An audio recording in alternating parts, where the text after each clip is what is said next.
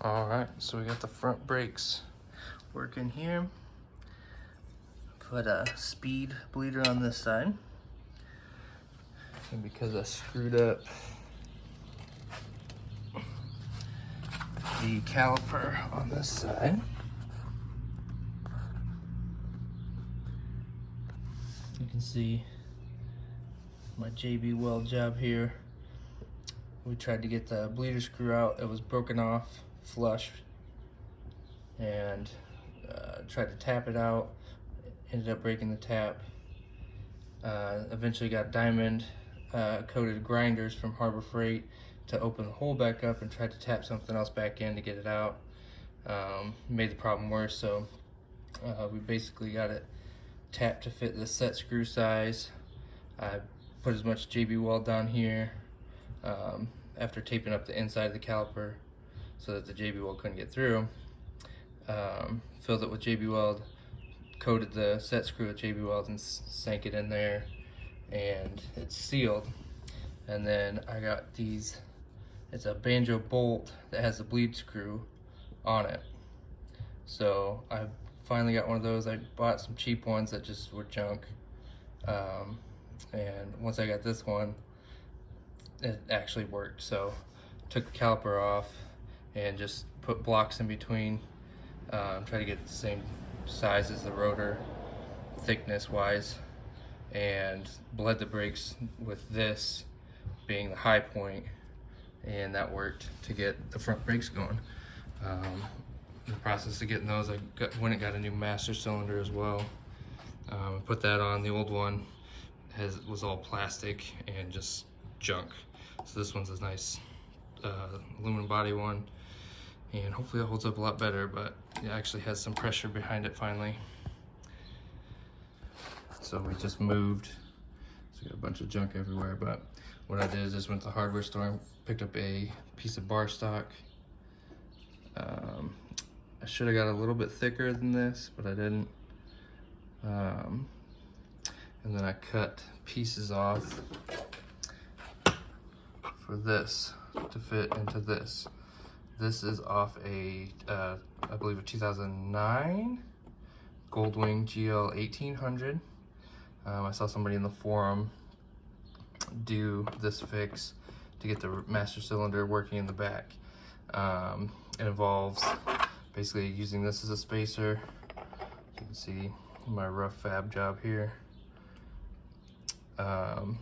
Sets this up to mount to those holes we just looked at. I gotta figure out yet, he shortened this shaft here, so I gotta figure that out. That's part of the stuff tonight, but I've ended up cutting two pieces to fill in the gap from here to here. So if this were to lay flat, you see the gap from here, and the pieces will act as a spacer for that. This is the old master cylinder. You can see the weird angle that it's got on it. So our adapter essentially takes this angle so that this straight across will work. I have the old reservoir for the master cylinder that I'm using. Hoping that it works. It definitely is not in the best shape, but it'll do. All right, I got it fabbed up. I had started to drill, once I had it mounted on the bike, I started to drill through again just to see where my mark was, and I was so close by guessing before, and so I decided to flip it over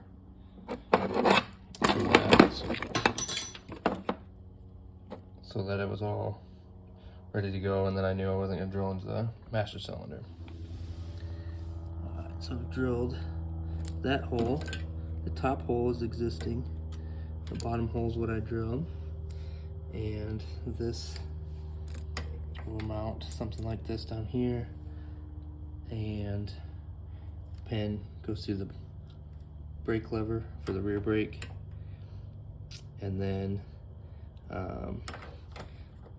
this bolt threads through the top here and back into this, and then I have a nut and bolt for that hole to line up with the bottom hole. Alright, well that is it in there.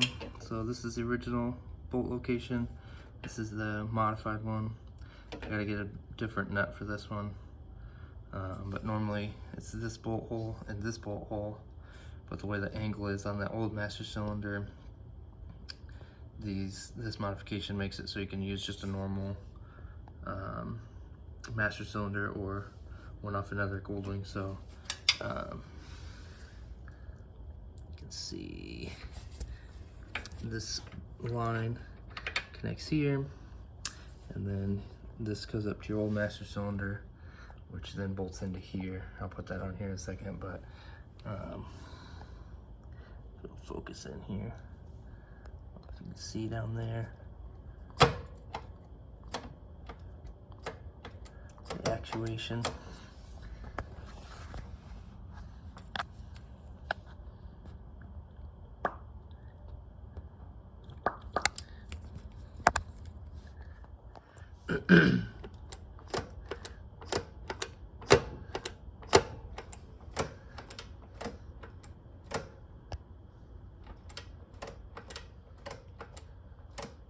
And that sits pretty level, I think, there.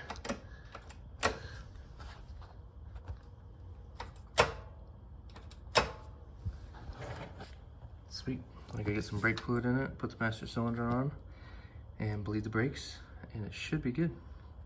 There's the finished product. We have the new master cylinder in. The original reservoir doesn't fit the hose that I had that fits the master cylinder, so I use this smaller reservoir. This is about half the size. So my plan is to see how this works. If not, if it doesn't work well, I'll get a bigger, or get the original one and adapt it down. But it seems to work really well. The brake is very stiff, and it seems to function really well. So pretty sweet little setup there. And then put this bracket back on that has the air chuck for the air ride suspension. These progressive air springs back here. So that, and then this ground wire, and it's back together. I need to get a new switch because the brake light doesn't work on this switch when you press the pedal down. So I gotta replace that. But that's the rear brakes in a nutshell. Got that going, and more projects to come.